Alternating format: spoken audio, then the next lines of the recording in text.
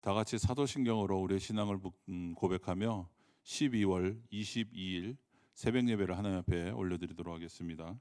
전능하사 천지를 만드신 하나님 아버지를 내가 믿사오며 그 외아들 우리 주 예수 그리스도를 믿사오니 이는 성령으로 잉태하사 동정녀 마리아에게 나시고 본디오 빌라도에게 고난을 받으사 십자가에 못 박혀 죽으시고 장사한 지 사흘 만에 죽은 자 가운데서 다시 살아나시며 하늘에 오르사 전능하신 하나님 우편에 앉아 계시다가 저리로서 산자와 죽은 자를 심판하러 오시리라. 성령을 믿사오며 거룩한 공예와 성도가 서로 교통하는 것과 죄를 사하여 주시는 것과 몸이 다시 사는 것과 영원히 사는 것을 믿사옵나이다. 아멘. 오늘 함께 보실 하나님의 말씀은 베드로후서 1장 12절에서 15절까지만 보겠습니다. 제가 가지고 있는 신약성경 384쪽에 있는 베드로후서 1장 12절에서 15절 말씀을 제가 봉독해 드리겠습니다. 그러므로 너희가 이것을 알고 이미 있는 진리에 서 있으나 내가 항상 너희에게 생각나게 하려 하노라. 내가 이 장막에 있을 동안에 너희를 일깨워 생각나게 함이 옳은 줄로 여기노니 이는 우리 주 예수 그리스도께서 내게 지시하신 것 같이 나도 나의 장막을 벗어날 것이 임박한 줄을 알미라. 내가 힘써 너희로 하여금 내가 떠난 후에라도 어느 때나 이런 것을 생각나게 하려 하노라. 아멘. 오늘날 우리의 한국 교회가 겪고 있는 이단의 문제가 있습니다. 특별히 신천지와 같은 이런 이단의 문제는 비단 우리 시대만의 특별한 고민은 아닐 것입니다. 베드로 후서를 쓰는 이 사도 베드로의 고민도 우리의 고민과 크게 다르지 않게 보입니다. 그는 네로 황제가 다스리던 주후 68년 이전에 로마에서 순교했습니다. 베드로 후서가 65년에서 68년 사이에 쓰여졌다고 볼 때 사도 베드로가 죽기 전에 자신의 죽음을 생각하면서 마지막으로 교회에 쓴 편지가 바로 이 베드로 후서입니다. 실제로 저희들이 읽었던 말씀인 1장 14절에서는 사도 베드로는 이는 우리 주 예수 그리스도께서 내게 지시하신 것 같이 나도 나의 장막을 벗어날 것이 임박한 줄을 알미라라고 쓰고 있습니다. 이 마지막 서신을 쓰는 이 사도의 마음은 교회 안에 가만히 들어온 그 거짓 교사들을 분별하여 내쫓게 하고 그리고 그들의 영향으로 말미암아 무너진 삶의 문제를 교정하고자 하는 것이었습니다. 하지만 이 사도는 이것을 위해서 어떤 새로운 가르침이나 아니면 처방을 내놓지는 않습니다. 우리가 함께 읽은 본문에서 두드러지게 강조된 표현을 여러분들은 확인하셨습니까? 12절을 보시면 내가 항상 너희에게 생각나게 하려 하노라 라고 말하고 있고요. 13절에서는 너희를 일깨워 생각나게 함이 옳은 줄로 여기노니 라고 말하며 15절에서는 어느 때나 이런 것을 생각나게 하려 하노라 라고 이렇게 썼습니다. 죽음을 앞둔 이 베드로가 교회가 당면한 문제를 다루기 위해서 하는 것은 바로 이미 그들에게 가르친 바, 즉 복음의 진리를 다시 생각나게 하는 것이었습니다. 12절을 보시면 너희가 이것을 알고 이미 있는 진리에 서 있으나 내가 항상 너희에게 생각나게 하려 하노라라고 말하고 있습니다. 이미 알고 있는 진리입니다. 아시다시피 초대교회는 사도들의 가르침이 풍성했던 교회였습니다.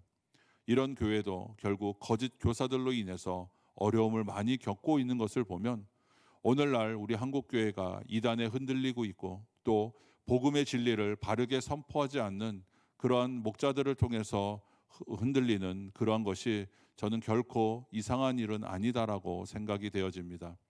오늘 우리가 이미 배우고 하는 이 진리를 다시 생각하는 것이 우리의 신앙에 얼마나 큰 유익을 주는지를 우리 함께 살펴보고자 합니다.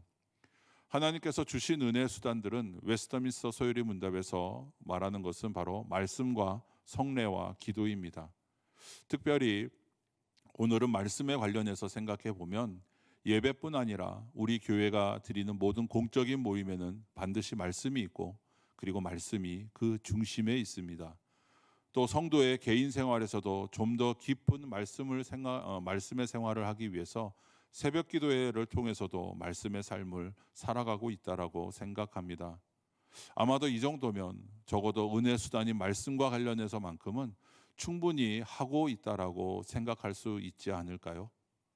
그런데 우리가 은혜를 충만히 받고 있는지 과연 그것 또한 우리는 생각해 볼 필요가 있습니다.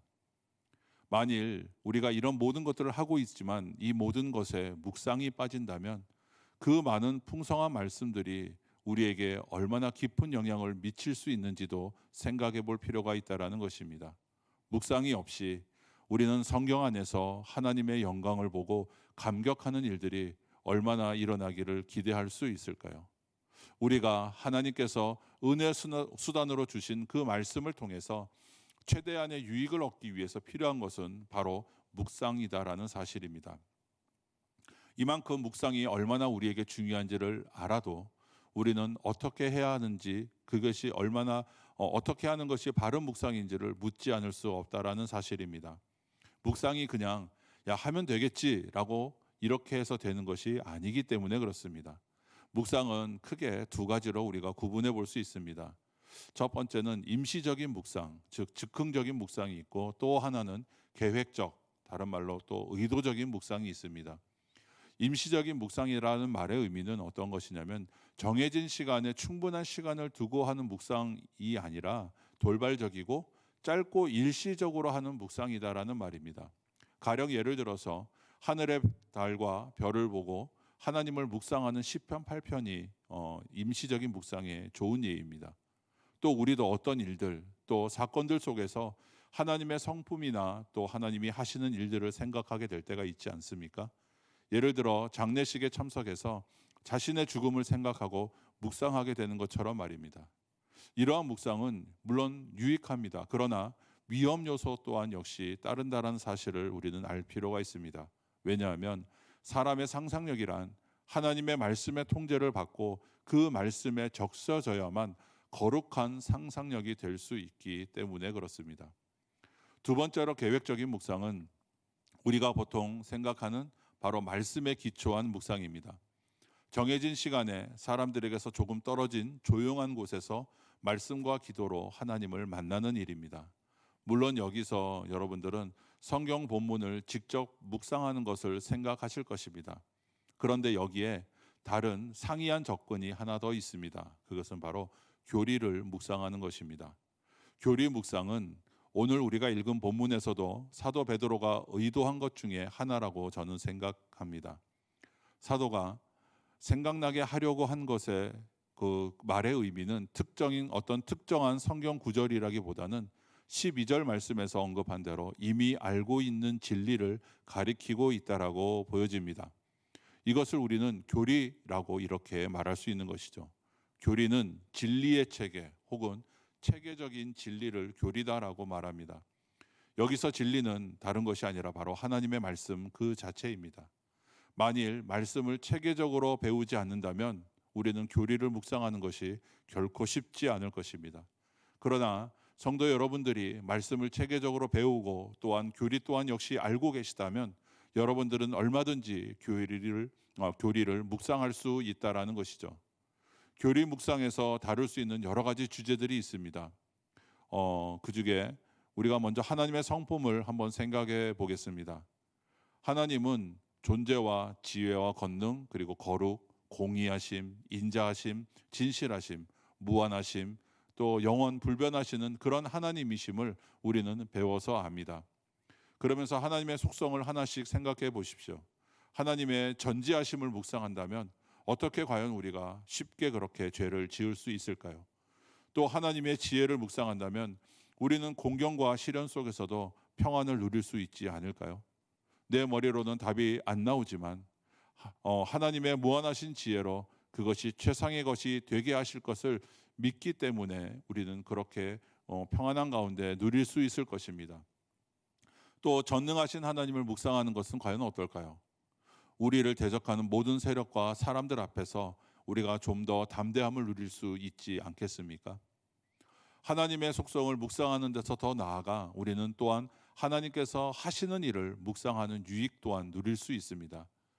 가령 하나님의 작정과 섭리를 묵상한다라고 한번 생각해 보겠습니다. 하나님께서는 자기의 영광을 위하여 모든 것을 정하여 놓으셨을 뿐만 아니라 하나님의 무한하신 지혜와 능력으로 그것을 이루어 가고 계십니다. 그래서 감당할 수 없는 시련이 닥쳤을 때 우리가 하나님의 그 주권적인 작정과 섭리를 묵상하면 이 일도 하나님의 전능하고 선하신 손 안에서 일어나는 일이지라고 이렇게 우리는 생각하면서 하나님께서 당신의 영광과 나의 유익을 위해서 아마도 이 일을 사용하실 거라 이렇게 우리는 기대할 수 있다라는 말입니다. 또 우리는 그리스도와 그리스도의 사랑을 묵상할 수도 있습니다. 주님께서 우리를 어떻게 사랑하셨는지를 묵상할 때 우리의 마음은 어떻게 됩니까? 뜨거워집니다. 그리스도의 사랑을 묵상하면서 우리는 결국 우리를 힘들게 하는 사람들 또한 용서하고 사랑할 수 있는 힘도 얻을 수 있게 된다라는 사실입니다. 우리는 우리 자신, 즉 인간에 대한 교리 역시 묵상할 수 있습니다. 인간의 연약함뿐만 아니라 우리의 부패 그리고 죄성에 관한 교리를 묵상하게 될 수 있다라는 것이죠. 죄의 더러움과 또 죄가 가져오는 비참한 결과를 묵상함으로써 우리는 그 더러운 죄악과 싸울 의지를 가지게 되고 우리는 이기는 능력을 경험하게 될 수 있다라는 사실입니다. 또 우리는 우리 자신이 얼마나 은혜가 필요한 존재인지 또한 묵상할 수 있습니다. 그리고 그 무한한 은혜를 그리스도 안에서 아낌없이 베푸셨고 베푸시겠다고 하신 그 약속을 묵상함으로 우리는 기뻐할 수 있습니다. 장래의 은혜를 묵상함으로 장래를 향한 우리의 두려움들이 기대감으로 바뀌게 되는 것 또한 우리는 경험할 수 있게 됩니다. 사실 우리가 배우는 모든 기독교의 교리들은 성도의 유익을 위해서 한 것입니다.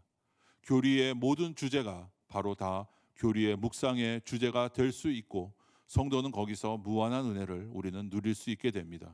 그것이 바로 하나님의 말씀 곧 진리이기 때문에 그것이 가능하다라는 말입니다. 우리가 교리 중심을 주제로 묵상함으로써 우리는 위로를 받을 수 있고 소망과 평안과 기쁨 그리고 확신과 능력을 얻게 될 수 있지만 그 얻게 되는 일이 결코 쉬운 일만은 아니다라는 사실입니다. 왜냐하면 거기엔 훈련이 필요하기 때문이죠. 결코 훈련이 쉽다라고 생각하시는 분은 아무도 안 계실 것이다 생각합니다. 그러면서 교리 묵상을 유익을 결정하는 요소가 있는데 그것은 바로 하나님의 말씀이 우리 안에 풍성해야 된다라는 것입니다. 매일 성경을 읽지만 도무지 하나님의 영광을 보는 일이 일어나지 않는다면 과연 우리는 어떻게 될까요? 그냥 거기서 멈춰야 할까요? 아니죠. 그대로 계속해야 한다라는 사실입니다. 거룩한 말씀이 우리 안에 충만해지기까지 우리는 계속해서 성경을 읽어야 합니다. 하나님의 영광을 보여주시기를 간절히 구하면서 우리는 계속해서 하나님의 말씀을 읽어야 합니다. 그렇게 한 해가 가고 두 해가 가고 계속해서 우리가 하게 된다면 결국 우리 안에 하나님의 말씀이 풍성하게 이루어지는 것을 우리는 경험할 수 있다라는 사실입니다. 교회에서 전해지는 그 하나님의 말씀, 즉 설교를 역시 귀하게 여기고 놓치지 말아야 합니다. 우리는 매 주일 설교를 듣고 배운 말씀과 그 교리들을 우리의 삶의 묵상의 주제로 우리는 삼을 수 있습니다. 결국 교리 묵상의 열쇠는 바로 말씀이 풍성해지는 것에 있습니다. 우리 가운데 말씀이 풍성해질 때 우리가 하는 그 교리에 대한 하나님의 행하신 일들과 하나님의 성품에 대한 묵상들은 상상할 수 없이 더 강력해진다는 사실을 우리는 좀 기억해야 할 필요가 있습니다. 그러나 여기에는 위험 요소 역시 있다라는 것도 우리는 알아야 합니다. 그것은 바로 묵상이 없는 배움, 또 묵상이 없는 들음이 될 때 그때가 위험하다라는 사실입니다. 배움의 열의가 많은 것은 참 칭찬할 만한 일입니다. 그러나 그 배움이 묵상과 함께 하지 않는다면 결국 그 건조한 신앙은 이상한 방식으로 결국 교만의 고개를 들게 될 것이기 때문에 그렇습니다. 그리고 항상 배우고 많이 배웠음에도 불구하고 우리의 마음은 좋은 밭과 같이 되는 그것이 아니라 오히려 강팍한 마음의 밭을 이루게 되기 때문에 그렇습니다. 결국 묵상이 없다면 우리는 모든 것을 잃어버리게 될 것입니다. 이렇게 거룩한 묵상은 우리의 신앙이 건조해지는 것을 막는 아주 좋은 윤활제와 같은 역할을 하게 됩니다. 묵상은 하나님에 대한 우리의 사랑을 깊고 뜨겁게 만들어주게 됩니다. 근데 그것만이 아닙니다. 우리의 묵상이 깊어질수록 우리는 교회 안에서 성도의 참된 사귐도 역시 깊어질 것이다라는 것입니다. 다소 인위적인 사귐, 때로는 그런 부자연스러움들이 우리가 묵상을 더욱더 깊이 함으로써 형제들을 향한 그 더 깊은 사랑과 함께 더 깊은 은혜를 나눔으로 우리가 바뀌게 될 것이기 때문에 그렇습니다. 그것은 형식이 아니라 진짜를 나누게 하는 그러한 일이 되기 때문에 그렇죠. 하나님의 은혜의 크심을 드러내기 위해서 우리는 때로는 우리의 자신의 약함마저도 드러낼 수 있는 용기 또한 가지게 되고, 결국 그렇게 모인 공동체는 정말 건강한 공동체가 될 수 있다는 것을 우리에게 말하고 있습니다. 사랑하는 영광교회 성도 여러분, 교리 묵상은 단지 우리 자신의 믿음이 개인적으로 성장하기 위해서만 필요한 것이 아니다라는 것입니다. 이것은 하나님이 교회를 교회되게 하고 하나님께서 원하시는 교회로 세워가는 거룩한 방편이 바로 이 묵상이고, 특별히 교리 묵상이라고 생각합니다. 그래서 주님께서 이렇게 거룩한 묵상이 우리 한 사람 한 사람 삶 속에서 점점 더 깊어지고 풍성하게 되어서 정말 교회를 교회되게 하고 우리를 하나님의 온전한 자녀로 삶을 살아갈 수 있게 하는 그런 복된 삶을 살아가는 저와 여러분이 되시기를 간절히 소망합니다. 기도하겠습니다. 하나님 아버지, 감사합니다. 오늘도 우리에게 귀한 말씀을 통해서, 보배로운 믿음을 통해서 정말 우리의 거룩한 성품에 참여하는 자로 불러주시니 하나님 정말 감사합니다. 주를 더욱더 깊이 알아가게 하여 주시옵시고, 정말 그 말씀과 그 확신 가운데 은혜를 누리는 삶을 살아가게 하여 주시옵소서. 무엇보다 주의 말씀, 복음의 진리를 굳게 잡아서 정말 거짓 교훈에 우리가 좌우되는 것이 아니라 오직 진리를 우리가 추구하는 자들이 되게 하시고, 정말 온전한 신앙을 건축하는, 그렇게 세워가는 저희들이 될 수 있도록, 또 저희 영광교회가 될 수 있도록 주님께서 역사하여 주시옵소서. 오늘도 우리 가운데 거짓된 것으로부터 지켜주시고, 특별히 코로나와 모든 건강들을 하나님께서 지켜주셔서 오늘도 주 안에서 복된 하루가 될 수 있도록 주님께서 역사하여 주시옵소서. 감사드리며 예수님의 이름으로 기도드리옵나이다. 아멘.